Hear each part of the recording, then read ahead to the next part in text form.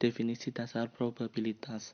Probabilitas didefinisikan sebagai peluang atau kemungkinan suatu kejadian, suatu ukuran tentang kemungkinan atau derajat ketidakpastian suatu peristiwa yang akan terjadi di masa mendatang. Menurut David Hume, apabila mempergunakan argumen yang disusun atas dasar pengalaman kita di masa lampau sebagai dasar pertimbangan untuk membuat ramalan di masa mendatang. Dalam mempelajari probabilitas, ada 3 kunci yang harus kita ketahui. Yang pertama, eksperimen. Yang kedua, hasil. Yang ketiga, kejadian atau peristiwa. Pendekatan perhitungan probabilitas. Ada 2 pendekatan dalam menghitung probabilitas, yaitu pendekatan yang bersifat objektif dan subjektif. Probabilitas objektif dibagi menjadi 2, yaitu pertama, pendekatan klasik.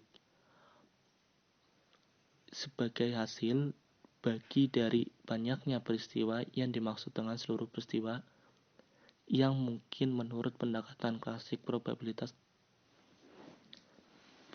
dirumuskan PA probabilitas terjadi kejadiannya A X yaitu peristiwa yang dimaksud, N ialah banyaknya peristiwa. Contohnya, 2 buah debu dilempar ke atas secara bersamaan. Tentukan probabilitas munculnya angka berjumlah 5. Penyelesaiannya, hasil yang dimaksud X sama dengan 4, yaitu 1,4, 4,1, 2,3, 3,2. Hasil yang mungkin N sama yaitu 36, yaitu 1,1, 1,2, 1,3 dan seterusnya sampai 6,5, 6,6 yang hasilnya 0,11. Probabilitas subjektif yang diartikan sebagai tingkat kepercayaan individu yang didasarkan oleh peristiwa masa lalu. Contoh, seorang direktur akan memilih seorang supervisor dari 4 orang calon yang telah lulus ujian saringan. Keempat calon tersebut sama pintar, sama lincah, dan semuanya dapat dipercaya. Probabilitas tertinggi atau kemungkinan diterima menjadi supervisor ditentukan secara subjektif oleh sang direktur. Dari pengertian tersebut, dapat disusun suatu pengertian umum mengenai probabilitas, yaitu sebagai probabilitas adalah suatu indeks atau nilai yang digunakan untuk menentukan tingkat terjadinya suatu kejadian yang bersifat random atau acak. Oleh karena itu, probabilitas merupakan suatu indeks atau nilai, maka probabilitas memiliki batas-batas yaitu mulai dari 0 sampai dengan 1. Jika P sama dengan 0 disebut probabilitas kemustahilan, artinya kejadian atau peristiwa tersebut tidak akan terjadi. Jika P sama dengan 1 disebut probabilitas kepastian, artinya kejadian atau peristiwa tersebut pasti terjadi. Jika 0 lebih kecil P lebih kecil 1 disebut probabilitas kemungkinan, artinya kejadian atau peristiwa tersebut dapat atau tidak dapat terjadi. Beberapa aturan probabilitas. Yang pertama, aturan penjumlahan. Untuk menerapkan aturan penjumlahan ini harus dilihat jenis kejadiannya, apakah bersifat saling meniadakan atau tidak saling meniadakan. A. Kejadian saling meniadakan. 2 peristiwa atau lebih disebut saling meniadakan. Rumusnya PA atau B sama dengan PA plus PB atau PA gabungan B sama dengan PA plus PB. Contoh, sebuah dadu dilemparkan ke atas. Peristiwanya adalah A. Peristiwa mata dadu 4 muncul. B. Peristiwa mata dadu lebih kecil dari 3 muncul. Tentukan probabilitas dari kejadian berikut. Mata dadu 4 atau lebih kecil dari 3 muncul. Penyelesaiannya PA sama dengan 1/6, PB sama dengan 2/6. PA atau B sama dengan PA plus PB sama dengan 1/6 ditambah 2/6, hasilnya 0,5. B. Kejadian tidak saling meniadakan. 2 peristiwa atau lebih disebut peristiwa tidak saling meniadakan.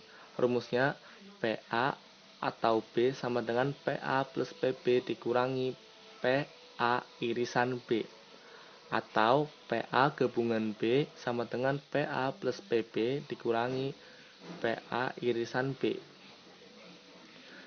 Contoh, dua buah dadu dilemparkan bersamaan apabila A peristiwa mata 4,4 muncul, B peristiwa mata lebih kecil dari 3,3 muncul. Tentukan probabilitas PA atau B. Penyelesaian PA sama dengan 1/36, PB sama dengan 14/36. PA gabungan B sama dengan 0. PA atau B sama dengan PA plus PB dikurangi PA irisan B sama dengan 1/36 ditambah 14/36 dikurangi 0, hasilnya 0,42. 2. Aturan perkalian. Dalam konsep probabilitas, aturan perkalian diterapkan secara berbeda. Ada dua jenis dalam kejadian ini. A. Kejadian tak bebas. 1. Probabilitas bersyarat. Probabilitas bersyarat adalah probabilitas terjadinya suatu peristiwa dengan syarat-syarat peristiwa lain harus terjadi dan peristiwa-peristiwa tersebut saling mempengaruhi. Rumus: PA atau B sama dengan PA irisan B atau PB. Contoh, misalkan sebuah dadu dilemparkan, B kejadiannya munculnya bilangan kuadrat murni, dan diketahui bahwa peluang munculnya bilangan ganjil 1/9 dan peluang munculnya bilangan genap 2/9. Bila diketahui A 4,5,6 terjadi, tentukanlah PA atau B. Jawab: S sama dengan 1, 2, 3, 4, 5, 6. P ganjil sama dengan 1/9. P genap sama dengan 2/9. B nya 1,4. A 4,5,6 sama dengan 2/9 ditambah 1/9 ditambah 2/9 sama dengan 5/9. Maka PA sama dengan 5/9. A irisan B sama dengan 4 sama dengan 2/9. Maka PA irisan B sama dengan 2/9. PB atau A sama dengan PA irisan B atau PA sama dengan 2/9 atau 5/9 sama dengan 2/5. Probabilitas gabungan. Probabilitas gabungan adalah probabilitas terjadinya dua atau lebih peristiwa secara berurutan atau bersamaan, dan peristiwa-peristiwa itu saling mempengaruhi. Rumusnya PA dan B sama dengan PA kali B atau A. Contoh, dari satu set kartu berturut-turut diambil kartu itu sebanyak 2 kali secara acak. Hitunglah probabilitas kartu king A pada pengambilan pertama dan as B pada pengambilan kedua. Jika kartu pada pengambilan pertama tidak dikembalikan, penyelesaian A sama dengan pengambilan pertama keluar kartu king, PA sama dengan 4/52. B atau A sama dengan pengambilan kedua keluar kartu as. B atau A sama dengan 4/51. PA irisan B sama dengan PA kali PB atau A sama dengan 4/52 kali 4/51 sama dengan 0,006.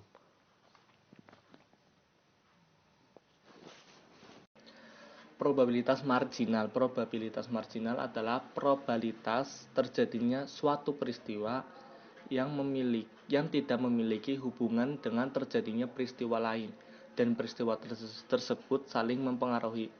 Rumusnya PB sama dengan PB atau A1 dikali PA1 ditambah PB atau A2 dikali PA2 ditambah PB atau A3 dikali PA3. Contoh, Ada 3 kotak, masing-masing berisi 2 bola. Kotak 1 berisi 2 bola merah. Kotak 2 berisi 1 bola merah dan 1 bola putih. Dan kotak 3 berisi 2 bola putih. Dengan mata tertutup, Anda diminta mengambil satu kotak secara acak dan kemudian mengambil satu bola secara acak dari kotak yang terambil itu. Anda diberitahu bahwa bola yang terambil ternyata berwarna merah. Berapakah peluang bola tersebut terambil dari kotak pertama, kotak kedua, dan kotak ketiga? Misalnya, A1 kejadian terambilnya kotak 1, A2 terjadinya pengambilan kotak 2, A3 kejadian terambilnya kotak 3, B kejadian terambilnya bola merah. Ditanya, PA1 atau B, PA2 atau B, PA3 atau B. PB atau A1 sama dengan 1 PB atau A2 sama dengan 1/2. PB A3 sama dengan 0. NA1 sama dengan 2/6, NA2 sama dengan 2/6, NA2 sama dengan 2/6. PA1 sama dengan 1/3. Penyelesaiannya PB sama dengan PB atau A1 dikali PA1 ditambah PB atau A2 dikali PA2 ditambah PB atau A3 dikali PA3 sama dengan 1 kali 1/3 ditambah 1 dibagi 2 dikali 1/3 ditambah 0 dikali 1/3, hasilnya 1/2. B. Kejadian bebas. 2 kejadian atau lebih dikatakan merupakan kejadian bebas apabila terjadinya kejadian tersebut tidak saling mempengaruhi. Rumusnya, PA atau B sama dengan PA dan PB atau A sama dengan PB. PA gabungan B sama dengan PA, PB sama dengan PB atau PA.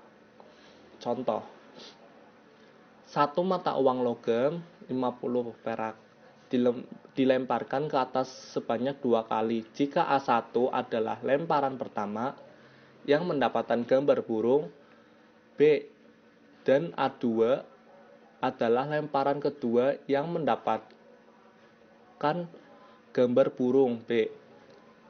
Berapakah PA1 gabungan A2?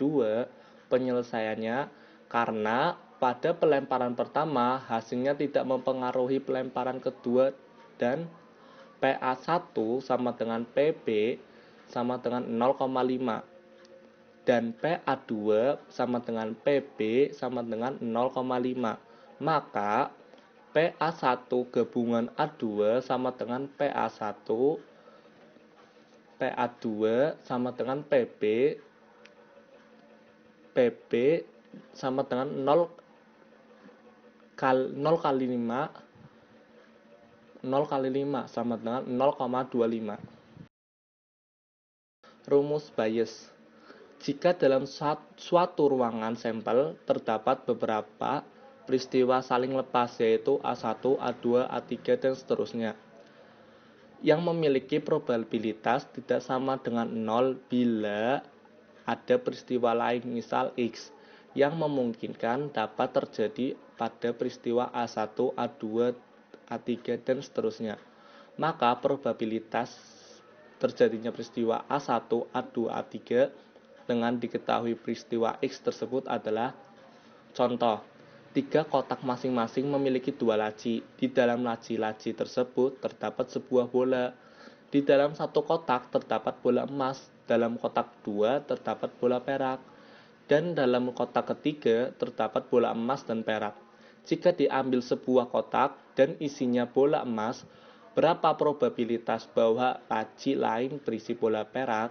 Penyelesaiannya, A1 peristiwa pengambilan kotak 1, A2 peristiwa terambilnya kotak 2, A3 peristiwa pengambilan kotak ketiga, X peristiwa laci yang dibuka berisi bola emas. Kotak yang memenuhi pertanyaan adalah kotak 3, PA3 atau X.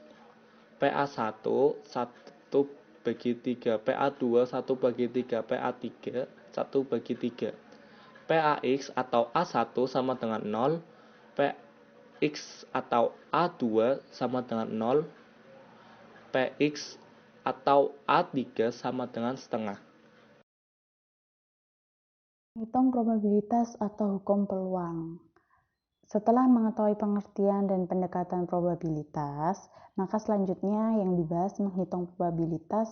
Sebelum kita mengetahui materi selanjutnya, perlu kita ketahui dulu dalam menghitung probabilitas atau hukum peluang. Setelah mengetahui pengertian dan pendekatan probabilitas, maka selanjutnya yang dibahas menghitung probabilitas. Sebelumnya kita mengetahui materi selanjutnya, perlu kita ketahui dalam rumus probabilitas yang akan kita bahas ini, yaitu ada probabilitas peristiwa dilambangkan P, probabilitas peristiwa terjadi dilambangkan A, probabilitas peristiwa yang lain dilambangkan B, probabilitas peristiwa lebih dari satu dilambangkan N. Setelah mengetahui apa arti lambang pada rumus, mari kita lanjutkan materi pertama. Yang pertama adalah hukum penjumlahan. Hukum penjumlahan sendiri dibagi menjadi dua. Yang pertama adalah hukum penjumlahan saling lepas atau yang disebut dengan mutually exclusive. Di sini menjelaskan apabila suatu peristiwa terjadi, maka peristiwa lainnya tidak dapat terjadi pada saat bersamaan. Apabila kejadian menuliskan berita peristiwa A, maka kejadian menyiarkan berita peristiwa B tidak terjadi pada waktu yang bersamaan. Dilambangkan dengan probabilitas A atau B sama dengan peristiwa A ditambah peristiwa B. Contoh soalnya, dalam pelemparan dadu munculnya peristiwa mata dadu 2 dan 3 tidak dapat terjadi secara bersamaan. Sehingga munculnya peristiwa mata dadu 2, peristiwa mata dadu lainnya tidak terjadi. Cara penyelesaiannya adalah probabilitas 2 atau 3 sama dengan peristiwa 2 ditambah peristiwa 3 sama dengan 1/6 ditambah 1/6 sama dengan 2/6. Diagram Venn-nya adalah 2 dan 6.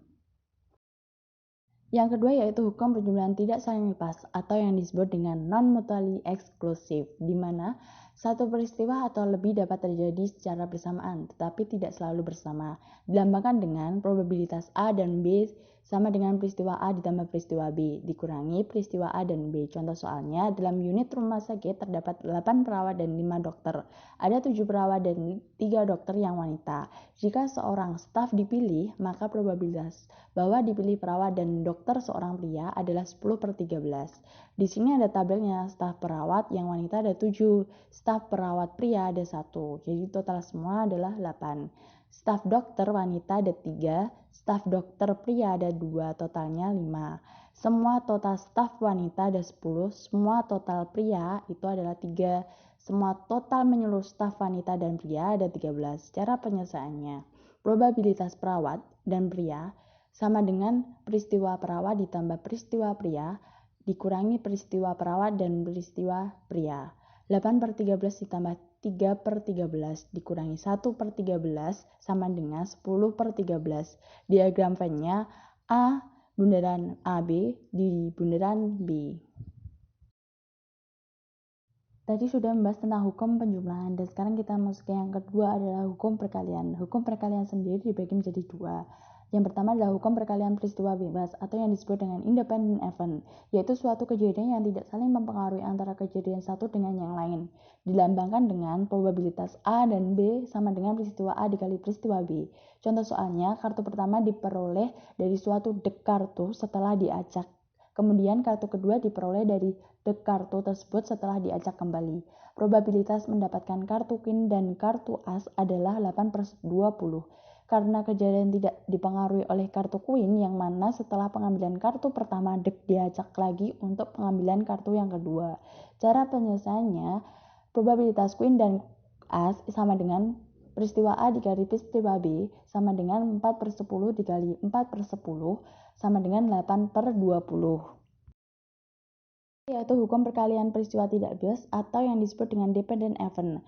Di sini kita membahas tentang suatu peristiwa yang saling tergantung satu sama lain, dilambangkan dengan probabilitas A dan B sama dengan peristiwa A dikali peristiwa kejadian A dengan syarat kejadian B. Contoh soalnya, perusahaan asuransi menemukan bahwa 53 penduduk kota memiliki asuransi rumah A kepada perusahaan dan 27% memiliki asuransi mobil kejadian A dengan syarat B kepada perusahaan. Jika seorang penduduk memiliki asuransi rumah dan mobil adalah 14,13% karena persentase penduduk memiliki asuransi mobil diketahui dari penduduk yang memiliki asuransi rumah, sehingga ada pengaruh antara penduduk kota memiliki asuransi rumah dan mobil. Cara penyelesaiannya adalah probabilitas asuransi rumah dan asuransi mobil peristiwa A dikali peristiwa B sama dengan 53% dikalikan 27% sama dengan 14,13%. Jika kita masuki tentang probabilitas bersyarat atau yang disebut dengan conditional probability. Probabilitas bersyarat adalah probabilitas suatu peristiwa yang akan terjadi dengan ketentuan peristiwa yang lain telah terjadi. Probabilitas bersyarat dinamakan dengan peristiwa kejadian A dengan syarat kejadian B, yaitu probabilitas peristiwa A dengan syarat peristiwa B telah terjadi. Dilambangkan dengan probabilitas A dan B sama dengan peristiwa A dikali peristiwa kejadian B dengan syarat kejadian A. Contoh soalnya, dengan melihat data pada tabel pertama, berapakah probabilitas terjual saham BCA? Peristiwa kejadian D dengan syarat kejadian A, dan probabilitas saham BCA terjual dengan peristiwa kejadian A dengan syarat kejadian D. Ada kegiatannya jual beli di BCA itu ada 30, di BLP itu ada 50, di BNI ada 40, jumlahnya ada 120 dijual. Kalau dibeli itu ada dilambangkan dengan B, itu BCA ada 40, BLP ada 30, BNI ada 10, dan jumlahnya dibeli itu adalah 80. Jumlah seluruh di BCA adalah 70, jumlah seluruh BLP itu adalah 80, dan jumlah BNI itu adalah 50. Semua jumlah totalnya ada 200. Cara penyelesaiannya, probabilitas terjualnya saham BCA peristiwa kejadian D dengan syarat kejadian A. Saham BCA yang terjual 30 dan jumlah transaksi jual beli saham 120, maka peristiwa kejadian D dengan syarat kejadian A sama dengan 30 dibagi 120 sama dengan 0,25. Probabilitas saham BCA terjual peristiwa A dengan syarat kejadian B. Jumlah transaksi saham BCA ada 70 dan saham BCA yang terjual ada 30. Maka peristiwa kejadian A dengan syarat kejadian D sama dengan 30/70 sama dengan 0,43. Dari nilai di atas terlihat bahwa probabilitas peristiwa A dan dengan syarat kejadian D dan peristiwa kejadian D dengan syarat A bisa berbeda namun bisa saja sama. Yang keempat yaitu peristiwa pelengkap atau yang disebut dengan complementary event. Peristiwa pelengkap menunjukkan bahwa apabila ada dua peristiwa A dan B yang saling melengkapi, sehingga apabila peristiwa A tidak terjadi, maka peristiwa B pasti terjadi. Dilambangkan dengan peristiwa A ditambah peristiwa B sama dengan 1 atau peristiwa A sama dengan 1 dikurangi peristiwa B. Contoh soalnya, kegiatan jual beli saham menghasilkan dua hasil yaitu kegiatan jual peristiwa A atau kegiatan beli peristiwa B. Apabila diketahui peristiwa A 0,8, maka peristiwa B adalah berapa? Cara penyelesaiannya diketahui dengan peristiwa A sama dengan 0,8 dan peristiwa B itu masih dipertanyakan. Kita jawab yaitu peristiwa A ditambah peristiwa B sama dengan 1 dikurangi 0,8 sama dengan 0,2. Yaitu kita memasuki peristiwa atau kejadian bersama. Contohnya, dalam kegiatan jual beli saham, pastilah diketahui dengan saham apa yang dijual atau yang dibeli saham. Saham apa yang dibeli? Nah, itu yang harus dipertanyakan. Jadi, kegiatannya ada dua jenis, yaitu yang A, itu adalah kegiatan jual beli saham. Yang B, sahamnya adalah saham BCA. Oleh sebab itu, ada kegiatan bersama joint event, seperti kejadian jual beli dilambangkan peristiwa A dan sahamnya BCA adalah peristiwa D, atau kejadian peristiwa B dan sahamnya BCA peristiwa D. Probabilitas kejadian bersama dilambangkan peristiwa AD untuk kejadian jual beli BCA dan peristiwa BD untuk kejadian beli saham BCA. Contoh soalnya, kegiatan jual beli saham dari perusahaan BCA, BLP, dan BNI. Kegiatan jual beli dan sahamnya BCA ada 30 transaksi. Kegiatan jual beli dan sahamnya BCA ada 40. Sehingga probabilitas peristiwa AD dan peristiwa BD adalah, cara penyelesaiannya, peristiwa AD sama dengan 30/200 sama dengan 0,15. Peristiwa BD sama dengan 40/200 sama dengan 0,20. Diagram Venn-nya A dan B. Prinsip menghitung dalam probabilitas.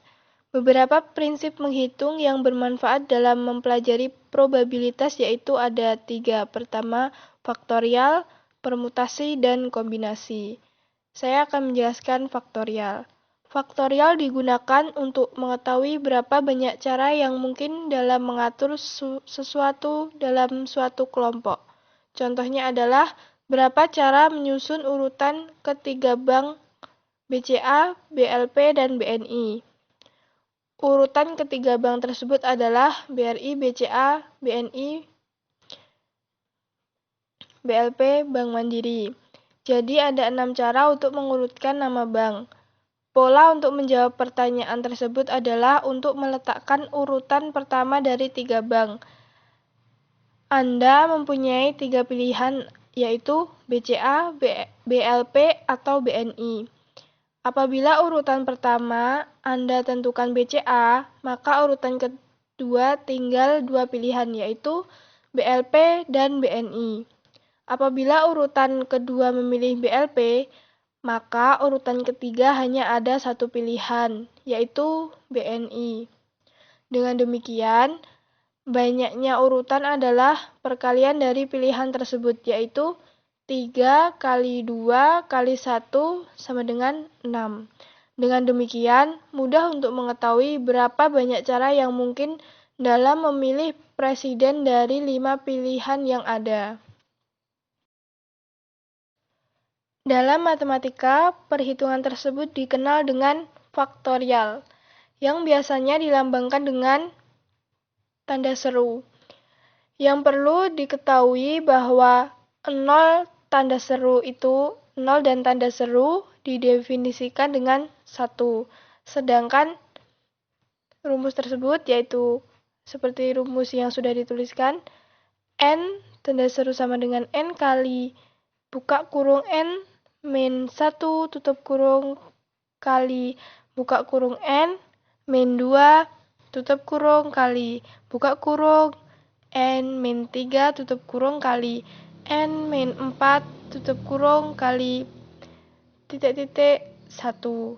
Seperti contohnya, ada berapa cara menyusun urutan dari 4 perusahaan yang memberikan dividen yang terbesar. Penyelesaiannya, menyusun urutan 4 perusahaan seperti rumus yang tadi yang di atas. 4 faktorial sama dengan 4 kali 3 kali 2 kali 1 sama dengan 24. Jadi ada 24 cara untuk menghitung perusahaan yang memberikan dividen yang terbesar.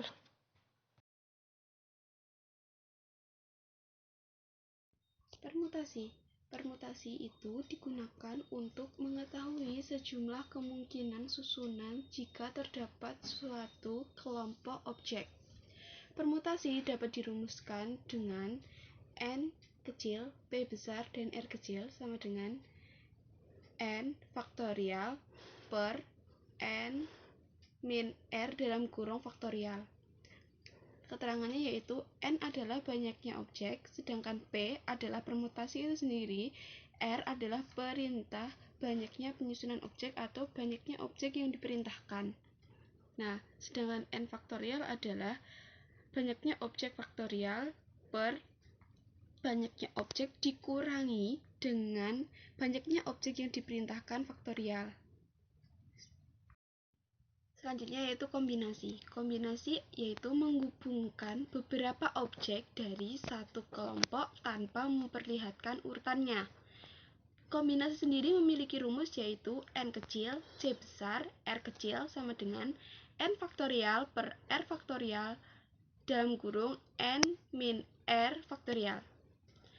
Keterangannya yaitu n adalah banyaknya objek, sedangkan c adalah kombinasi. R yaitu perintah banyaknya penyusunan objek atau banyaknya objek yang diperintahkan.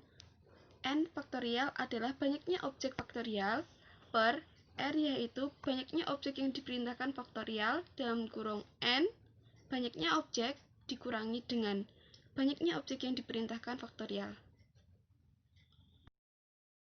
Oke, yang selanjutnya manfaat probabilitas. Nah, manfaat probabilitas itu apa sih? Manfaat probabilitas ada dua. Yang pertama yaitu manfaat probabilitas dalam kehidupan sehari-hari dapat membantu kita dalam mengambil keputusan dan meramalkan kejadian yang mungkin terjadi. Yang kedua yaitu manfaat probabilitas bagi peneliti, yaitu sebagai acuan untuk pengambilan keputusan yang lebih tepat yang tentunya sudah pasti.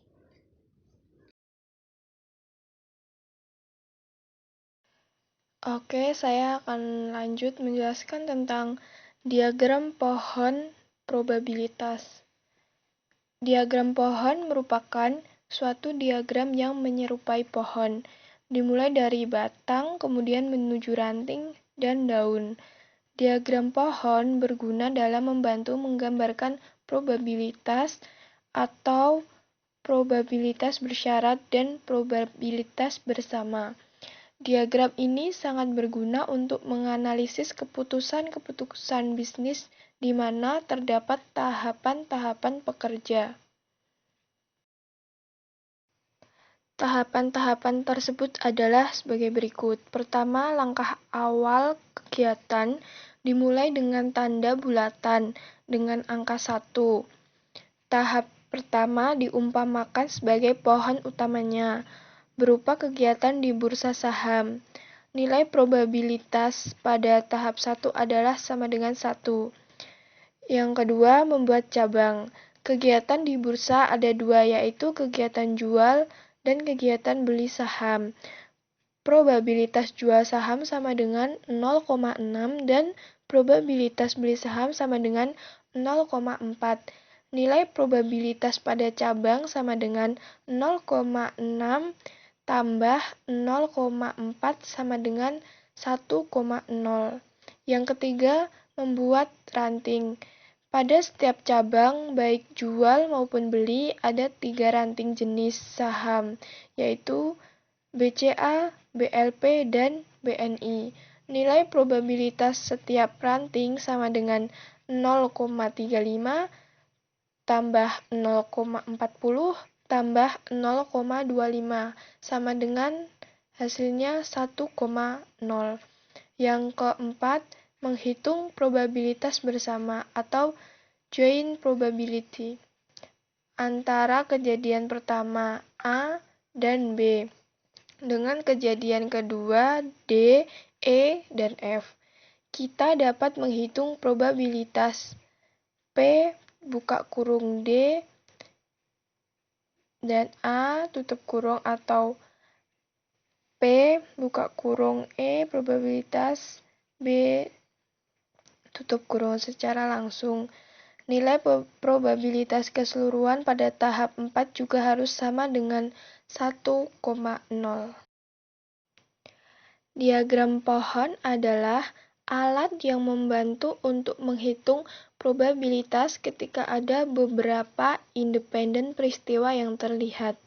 Mereka mendapatkan nama mereka karena jenis diagram menyerupai bentuk pohon. Cabang-cabang pohon memisahkan diri dari satu sama lain, yang kemudian pada gilirannya memiliki cabang yang lebih kecil. Sama seperti pohon, diagram pohon, cabang, dan diagram pohon terdapat cabang dan dapat menjadi cukup rumit. Jika kita melemparkan sebuah koin dengan asumsi bahwa koin tersebut adil, maka kepala dan ekor sama-sama mungkin muncul. Karena ini adalah hanya dua hasil yang mungkin. Masing-masing memiliki probabilitas setengah atau 50%. Apa yang terjadi jika kita melemparkan dua koin? Apa hasil yang mungkin dan probabilitasnya? Kita akan melihat bagaimana menggunakan diagram pohon untuk menjawab pertanyaan-pertanyaan ini. Sebelum kita mulai, kita harus mencatat bahwa apa yang terjadi pada setiap koin memiliki bantalan pada hasil yang lain. Kami mengatakan bahwa peristiwa ini adalah independen satu sama lain. Sebagai hasil dari ini, tidak masalah jika kita melemparkan dua koin sekaligus, atau melemparkan satu koin, dan kemudian yang lain. Dalam diagram pohon, kita akan mempertimbangkan kedua koin lemparan secara terpisah. Seperti gambar di bawah, ada cabangnya yang di lemparan pertama. Di sini kita mengembangkan lemparan koin pertama. Kepala disingkat sebagai H dalam diagram dan ekor disingkat sebagai T. Kedua hasil tesis memiliki kemungkinan 50%. Hal ini digambarkan dalam diagram oleh dua garis yang cabangnya keluar. Hal ini penting untuk menulis probabilitas di cabang-cabang dari diagram. Seperti yang kita tahu, kami akan melihat mengapa dalam sedikit yang diagram atau kedua tos memiliki lebih banyak cabang. Sekarang kita melihat hasil lemparan koin kedua.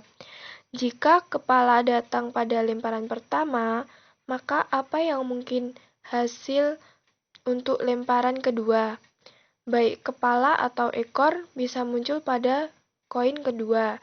Dalam cara yang sama, jika ekor datang pertama, maka baik kepala atau ekor bisa muncul pada lemparan kedua. Kami mewakili semua informasi ini dengan menggambar cabang koin kedua melemparkan off dari kedua cabang dari lemparan pertama. Probabilitas lagi ditugaskan untuk setiap tepi.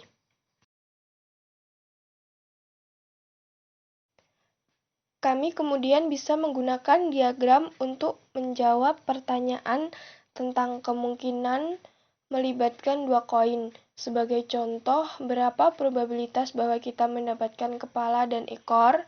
Karena kita tidak diberi perintah, baik HT atau TH yang mungkin hasil dengan probabilitas total 25% plus 25% yang hasilnya adalah sama dengan 50%.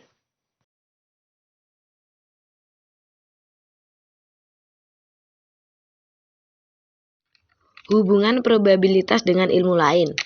Probabilitas yakni suatu penilaian terhadap benar salahnya suatu peristiwa yang masih mengandung kemungkinan atau belum pasti. Dalam kehidupan manusia, dihadapkan dengan berbagai kemungkinan, sedikit sekali kebenaran yang dilakukan oleh manusia dalam hidupnya. Sebab suatu yang dianggap benar belum tentu itu benar. Tanpa adanya probabilitas, hidup manusia akan mengalami kesulitan yang tidak dapat diatasi oleh manusia itu sendiri. Probabilitas adalah suatu pernyataan yang membuat ramalan dari keyakinan tentang terjadinya suatu peristiwa di masa yang akan datang. Dan manusia memiliki suatu tindakan yang satu dan yang lain berdasarkan tingkat rendahnya suatu peristiwa.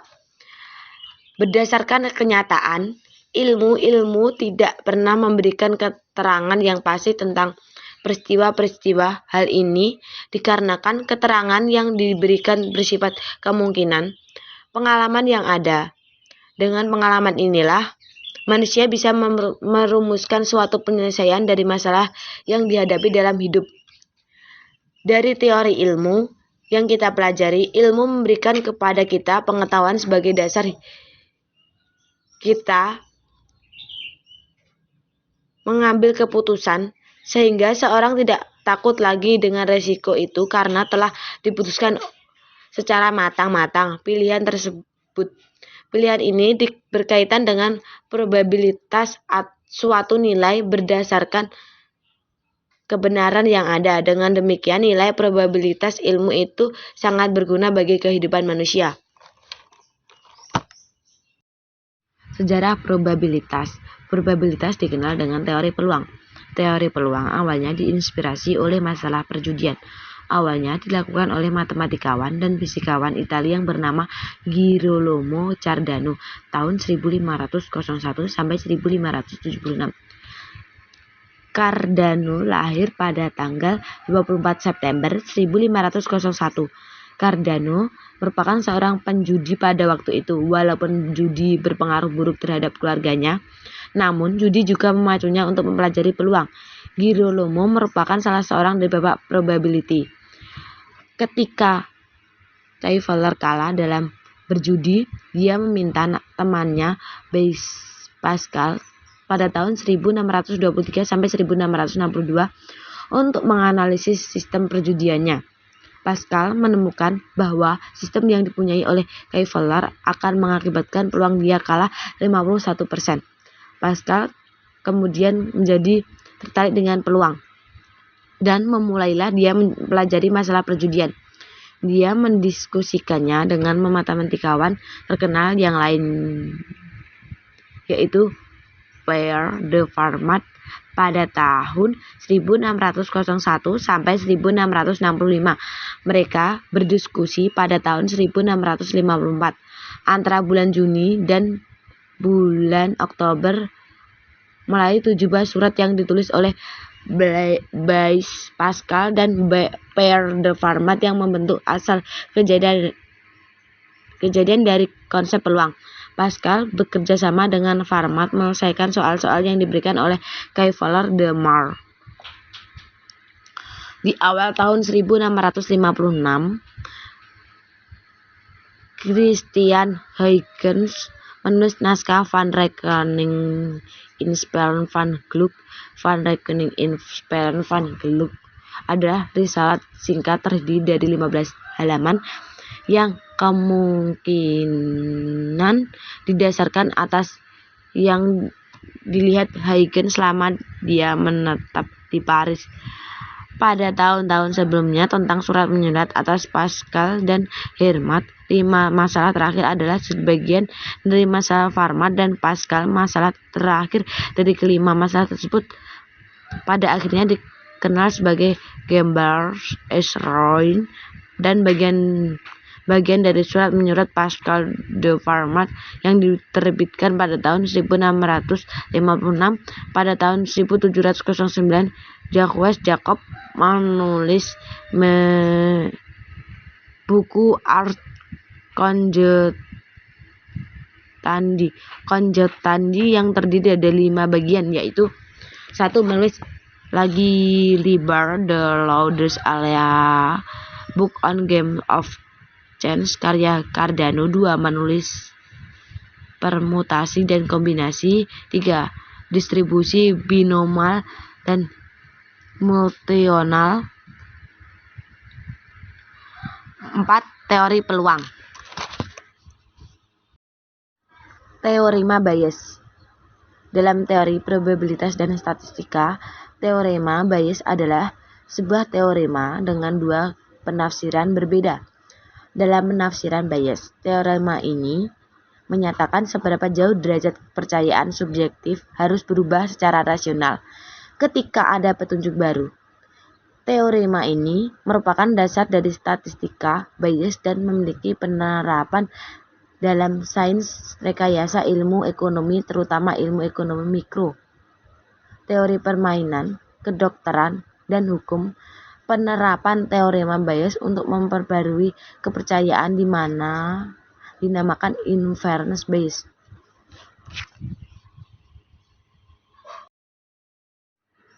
Contoh kasus, dari 900 karyawan, di sebuah perusahaan diketahui 600 berkinerja baik dan 300 berkinerja tidak baik.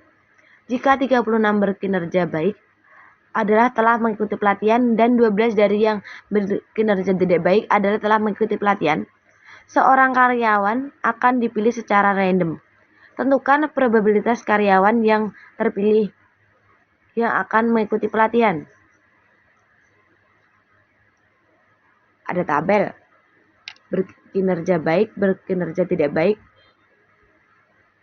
Terus yang mengikuti pelatihan berkinerja baik 36, berkinerja tidak baik 12. Yang tidak ikut pelatihan berkinerja baik 564, berkinerja tidak baik 288. Jumlah dari berkinerja baik adalah 600, berkinerja tidak baik ada 300, jumlah keseluruhan ikut pelatihan 48, tidak ikut pelatihan 852, dan jumlahnya 900. B1, kejadian terpilih karyawan berkinerja baik. B2, kejadian terpilih karyawan kinerja tidak baik. A sama dengan kejadian terpilihnya karyawan mengikuti pelatihan.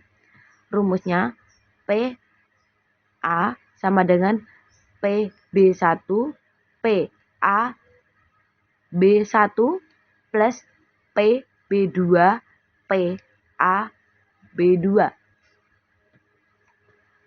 PB1 sama dengan NB1 per NS sama dengan 600 per 900 sama dengan 2/3 sama dengan 0,67.